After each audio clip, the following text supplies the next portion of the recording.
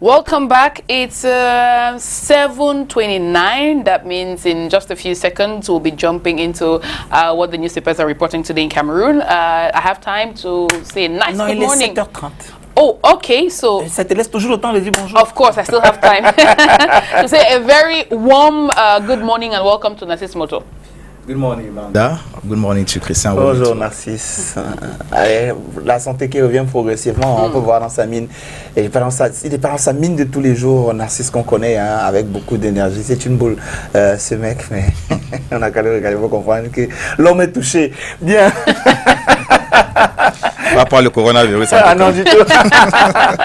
Allez, les journaux sont taillés en français et en anglais au Cameroun. Et Good Morning Cameroun étant bilingue, donc nous offrons la part belle également aux parutions en anglais ici, avec Manda qui démarrera avec The Guardian Post et la deuxième partie sera consacrée aux journaux parus en français.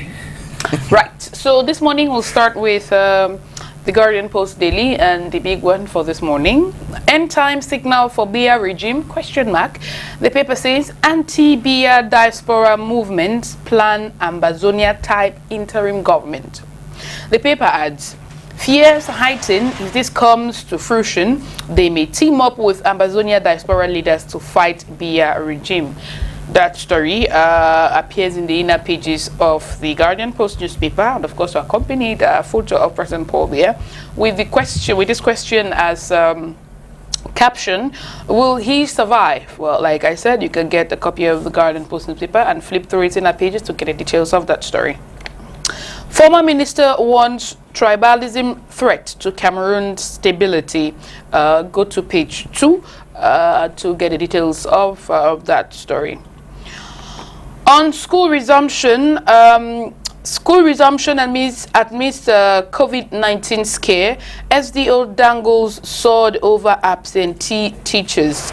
That story you'd find in today's edition of the Guardian Post newspaper.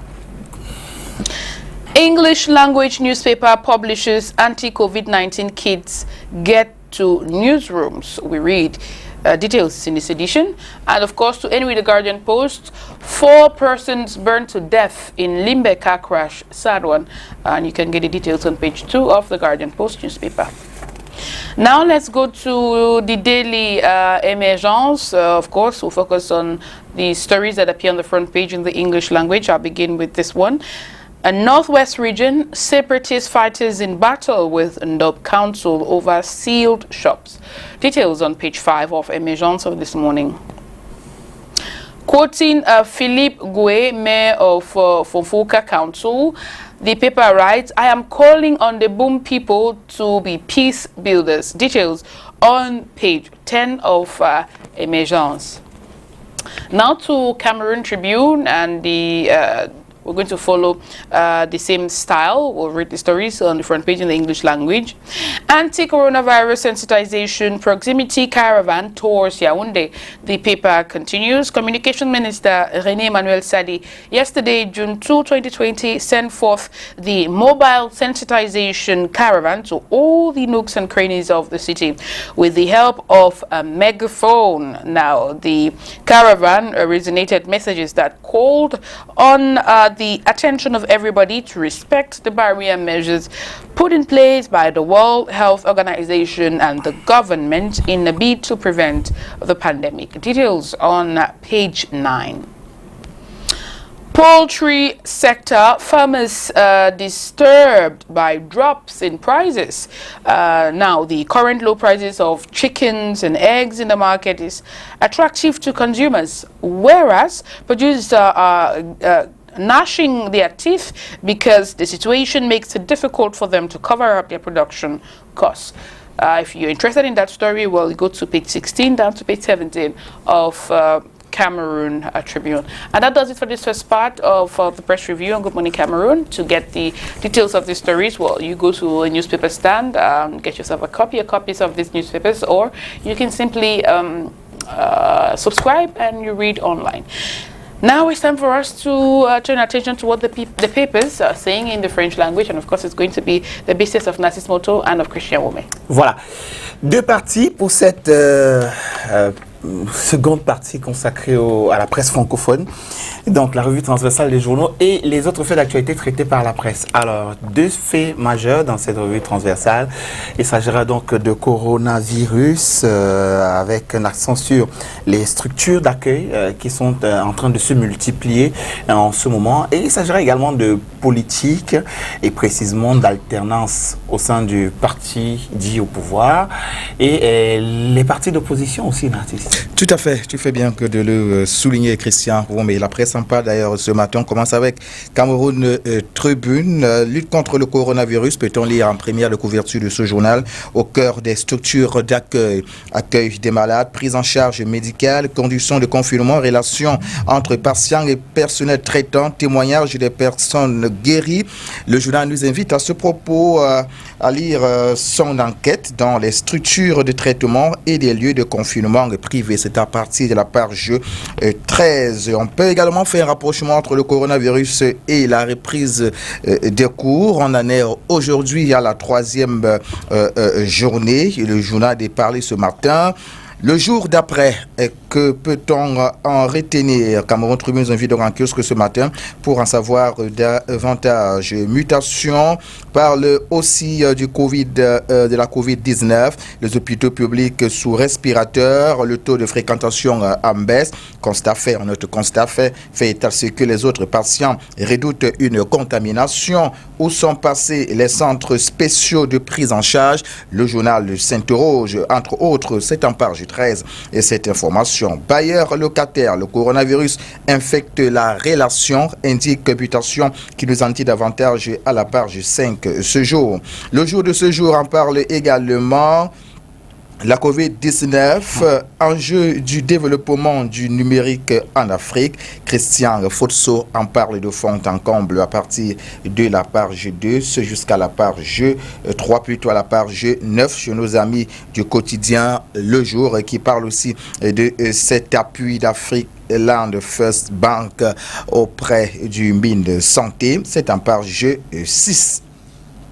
Il y a également l'Action qui est en kiosque ce jour et qui en parle contre le Covid-19. L'élite RDPC au front. Le journal souligne que les élus RDPC ont saisi l'occasion de la reprise des classes pour désinfecter et offrir des kits d'hygiène aux différents établissements scolaires. C'est en page 4 et cette information ne perd rien à faire un tour en kiosque ce jour. Reprise des classes, l'Union sacrée indique l'Action. Les militants du RDPC aux côtés des autres personnes morales et physiques de bonne volonté s'illustrent à travers leur soutien multiforme à la communauté éducative pour une fin d'année effective dans sans la Covid-19.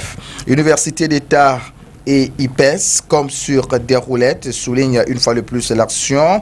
Le constat de la reprise effective des cours et le respect des mesures et barrières a été fait par le ministre d'État, ministre de l'Enseignement supérieur, dans plusieurs campus universitaires dans le regorge le berceau de nos ancêtres. C'est un page 16 de cette information. Rendez-vous en kiosque Tribune d'Afrique également en parle, notamment avec ce témoignage, on ne peut plus poignant, du directeur de publication de ce journal qui dit avoir été frappé par la Covid-19 et traité. Un témoignage qu'on peut justement retrouver à la page 5 ce jour. Comment le docteur Ouloguer Fopou a soigné le directeur de publication de Tribune d'Afrique, Faustin Djinkam, du coronavirus. Des révélations fortes à découvrir donc à la page 5 dans Tribune d'Afrique disponible en kiosque ce jour.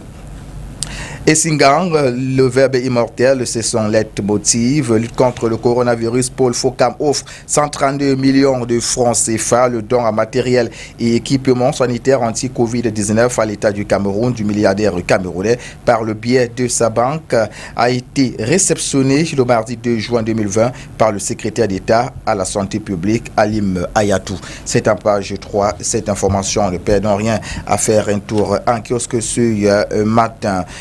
La nouvelle expression parle aussi de la lutte contre la Covid-19, le roi au front, un roi plutôt au front.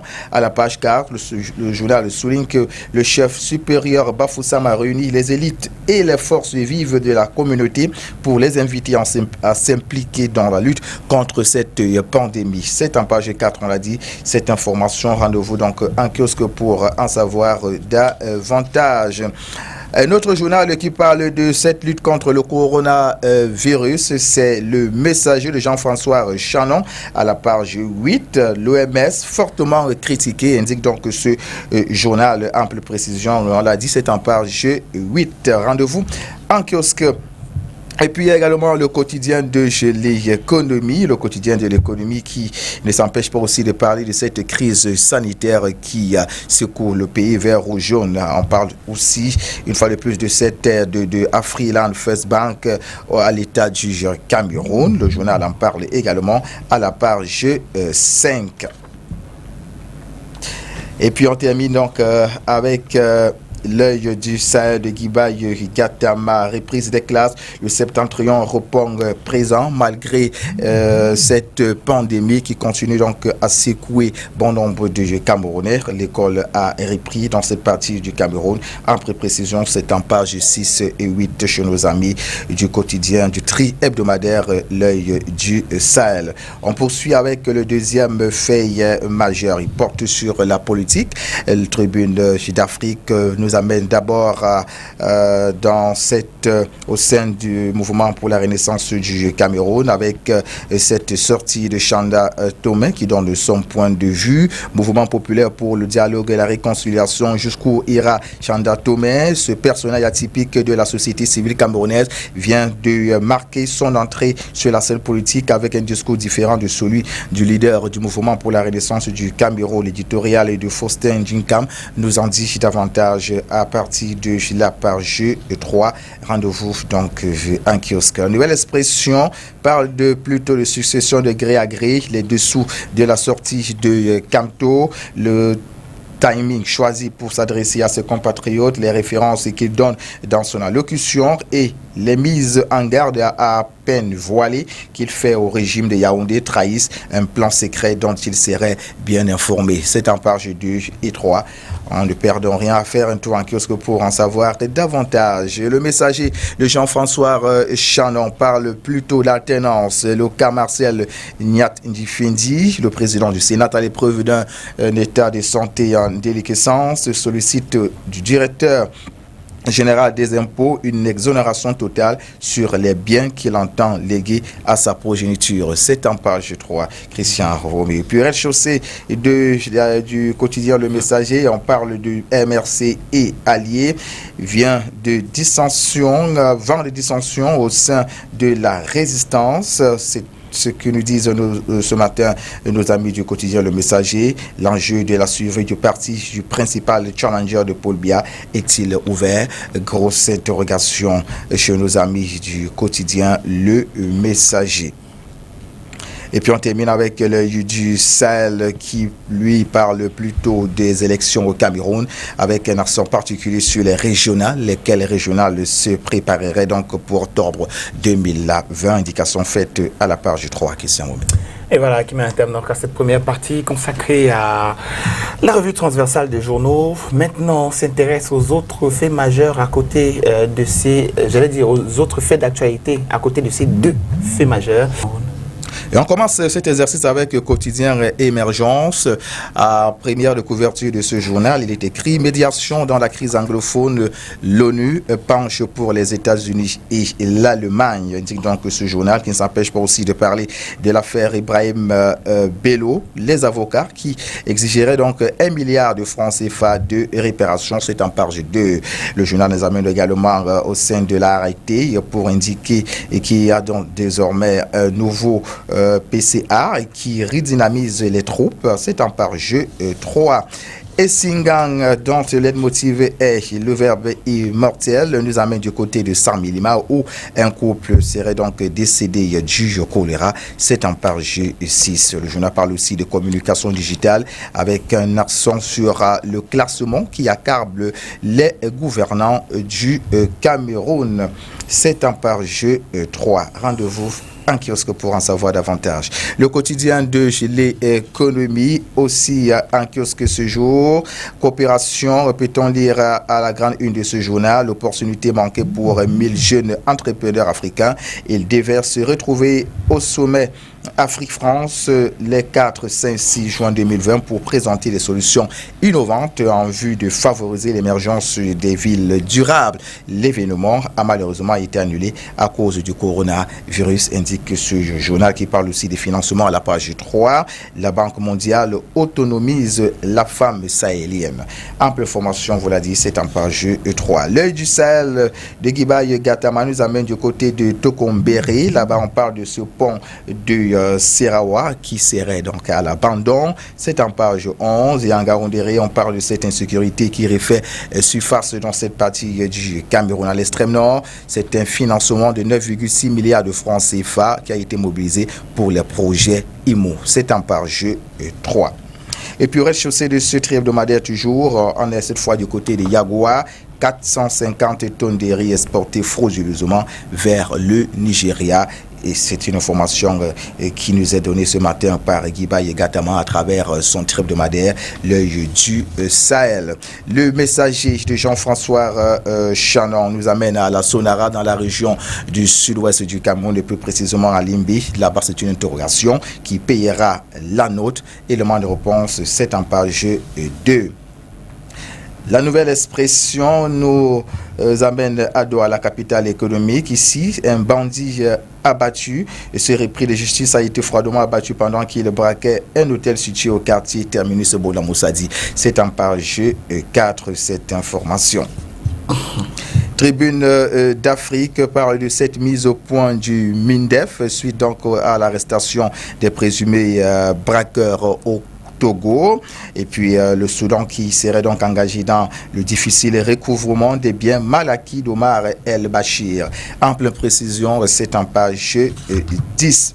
Le jour s'intéresse également à la surpopulation carcérale. C'est d'ailleurs l'information qui barre la une de ce journal. Le coronavirus qui menace toujours les prisons. Reportage et enquête à Douala, Yaoundé Bafoussam, Gaoundé Rébertois. C'est en page 2 et 3. On ne perd donc rien à faire un tour en kiosque ce matin. Mutation, pour sa part, s'intéresse aux réseaux sociaux, le mode des directs sur Facebook. Comment comprendre ce nouveau phénomène? Rendez-vous en kiosque. Cette information est indiquée en page 8. Et on termine avec Cameroun Tribune qui a bien voulu également s'intéresser aux infrastructures sportives du côté de l'ouest du Cameroun. Le journal parle du MINSEP qui évalue les chantiers. Narcisse Mouele-Kombi a entamé hier à Bafoussam et ses environs une visite de 3 jours afin de faire le point sur les différents chantiers engagés dans la perspective de la CAN 2021. C'est en page 21. Voilà ce qui est dit pour aujourd'hui. La presse est dans les kiosques et les kiosques ouvrent autour de 8h tout à l'heure. Donc voilà, il vous suffira simplement d'aller acheter le journal dont la une vous aura intéressé ici et avoir les détails sur l'actualité. On a dit les détails sur l'actualité. Est-ce que vous avons donné là? C'est ce que voilà, on a juste essayé de vous présenter comme ça en façade. Parce que les détails vous les aurez un peu comme les détails sur Signat, Difenji qui est en ce moment en France, et lui qui a été annoncé mort il y a quelques jours. J'ai vu ça se balader partout, même dans un groupe professionnel, j'ai vu ça. Donc, oui. Oui, j'ai vu ça dans un groupe professionnel. Donc, je suis passé comme un taxi en surcharge. On va t'arrêter, hein, le taxi surchargé là. Donc, et qui demande l'exonération à l'État, d'exonérer tous ces biens, les biens qu'il lèguera à ses enfants. Alors, c'est légitime ça? Je veux comprendre. Bon, je ne suis pas mieux placé pour répondre à cette question. Mais j'avoue quand même que ça suscite beaucoup d'interrogations. Une totale exonération. Ça suscite beaucoup d'interrogations. Mais bon, je n'ai pas envie de commenter cela. Donc c'est bien que vous restez là comme ça après je te donner l'information. Parce que c'était lui sans rien payer, quoi. Tel que donné par la presse locale. Je crois que moi aussi, en mourant, je vais demander une totale exonération des biens que je vais léguer à mes enfants. Right. Peut-être que la loi a prévu cela. Du fait qu'il soit peut-être sénateur, je ne sais pas trop. Tu as été continué dans le Messager de ce matin. Là, il faut aller fouiller pour savoir. Le Messager de ce matin. Oui, c'est le Messager ce matin. Right. J'aurai la première liste avant vous, cher téléspectateur, parce que juste après là, moi, je vais prendre ça pour lire. Nassif Mato, I also wanted to get your opinion. I'm sure that this morning you woke up to the news of Samuel Wazizi's death. Pardon me. After 10 months, no one knew where he was, and all of a sudden the authorities announced that he's dead. And how did you're a journalist like Wazizi was? Did that make you feel? I was shocked. I was shocked, and this I don't know how I can say it, but it shows that the job that we are practicing every day is not really secured. Right. So we should be very careful, because we have just seen that if you don't secure yourself, it's not obvious that the society which you are working for will do it for you. And it's also regrettable, because we expect something to be done, before the findings, because what we are finding today is, we can't explain it. Yeah. We can't really explain it. So I think something has to be done so that we can really secure this profession, secure those who are really practicing it, because it's a risk. It's a risk profession that we find ourselves in. We find ourselves in every day. It's risky. So I think something has to be really done. I really lack words. Yeah. I can't really express myself on that issue, but it is really regrettable. Yeah, it's terrible and really sad. It's not a happy day for journalists in Cameroon. That much I can tell you, because like I was saying, it can be you. It could have been you. It could have been me. It could have been, Chris. It could have been anybody. I come, somebody disappeared. Yeah. For days, for months, for years, and then we don't have any news.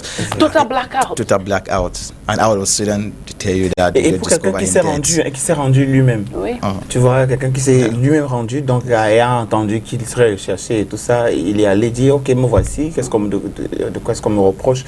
Bon, mais lui, on en parle aujourd'hui parce que c'était un journaliste. Oui. Et que les journalistes n'ont peut-être pas pris cette affaire à leur compte, mais en parlent aussi. Et combien de jeunes ou de personnes disparaissent dans les quartiers chaque jour? Combien de familles aujourd'hui n'ont pas vu l'un de leurs revenir à la maison suite à une situation comme celle-là? C'est juste laisser ça en suspens. Oh well, Nassif Mato, thank you very much. C'est vraiment triste, Amanda. I know. I don't have the words either. C'est triste, mais bon, on espère que les choses changeront un jour dans ce monde. Okay, we'll go take some music now. Matama, oba foyuga. Uti yule. Mbolo. Martin chobla. Soko biwo. Mbamba. Mena kuna wabuki maholio. Jana. Agazane amyofu. Abala. Gaga chiamu. Bolon. Sare jampi ko jam. Madala. Laisse-moi se battre. Monsieur Songorala. Ma fille l'a andé là. Et bien du coup. Ga venir on la top.